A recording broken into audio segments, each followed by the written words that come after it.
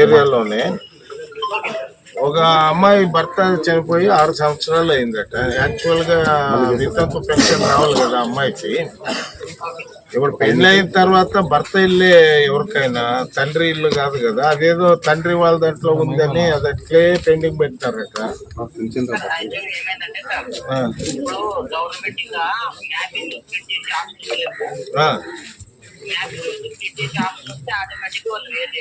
అదే అదే ఇప్పుడు జెన్యున్ కేసు కదా, చూడండి. అది ఫస్ట్ ప్రిఫరెన్స్ ఇవ్వండి, నోట్ చేసి పెట్టుకోండి.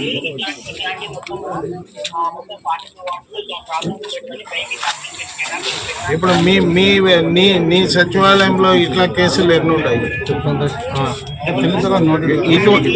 ఇటువంటి కేసులు ఎన్ని ఉన్నాయి మీ సచివాలయంలో? మీకు ఇక తెలిసినవి?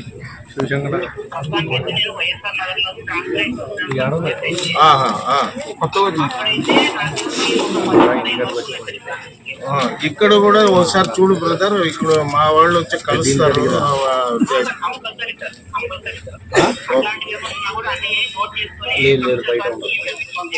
Okay brother, okay.